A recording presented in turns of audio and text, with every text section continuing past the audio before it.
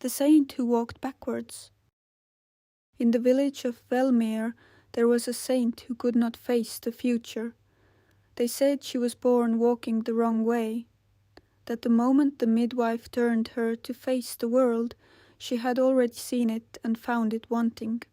Her name was Maren, and everything she knew from what she had already left behind. The elders called it a gift. They said Maren could see the threads of fate that trailed behind a person like smoke. Every choice they had made, every wound they carried without knowing.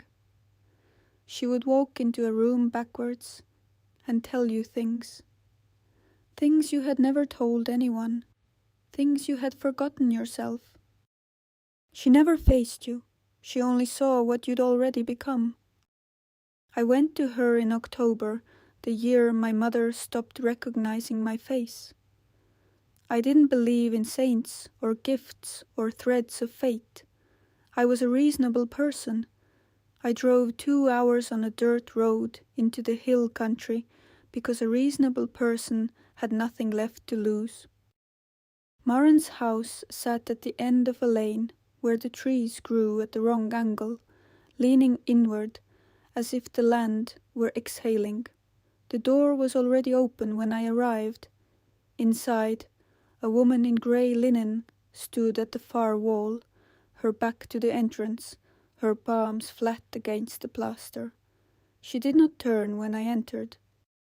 She said, "You brought something with you that you didn't pack." I asked what she meant. She was quiet for a long time. Her fingers moved slightly against the wall, as if she were reading something written there that only she could feel. Then she said, "Your mother's name was Elise. She used to hum while she washed dishes. You haven't heard that hum in 3 years. You play it in your head when you can't sleep." I had not told anyone about the humming. I had not even written it down. It lived in me the way a splinter lives, buried, invisible, aching only when something pressed too close. I sat down without being asked. My legs simply stopped working. Maren moved then. She walked backward to the center of the room, each step deliberate, unhurried. She sat across from me, still facing away, and folded her hands in her lap. "The ones who come to me," she said, "are always looking for what they've lost, but what they've lost is never where they think it is. It's behind them. It's always behind them." She told me that grief moves in the wrong direction, that the world teaches us to look forward, to heal, to progress, to let go, but grief pulls backward into the places we've already been. She said the mistake we make is fighting the pull. She said the only way through was to turn around, to look directly at the place you'd already left. I asked her if she'd ever seen anything she couldn't bear to turn away from. The silence that followed was the longest I have ever sat inside. Outside the trees made no sound. The birds, if there were any, held their breath. Maren's shoulders dropped slightly, the only movement she made, and she said, "Yes, once. I saw what was behind me, and it was nothing. Not darkness, not loss, nothing.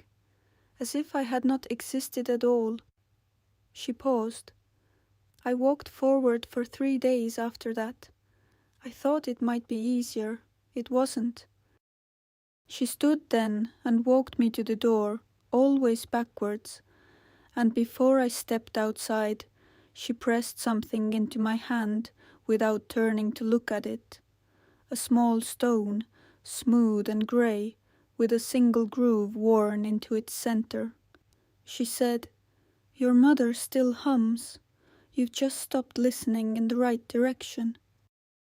I stood in that lane for a long time before I could move. I drove home in the dark.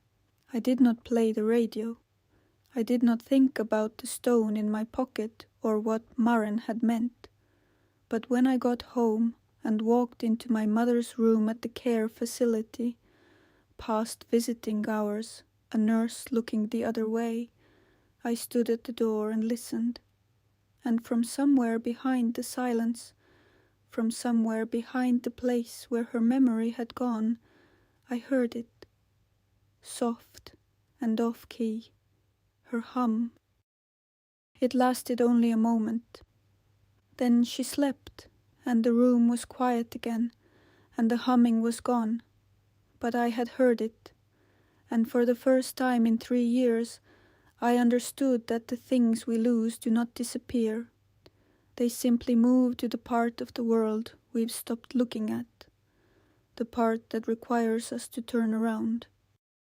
Saints are not holy because they perform miracles. They are holy because they teach us to look at what we're afraid to see.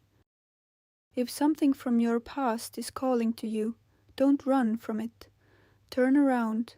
What you find there might terrify you, or it might sound exactly like home. Thank you for listening to Storytime Scary Dark. Subscribe for new dark tales every week and share this with someone who needs to hear it.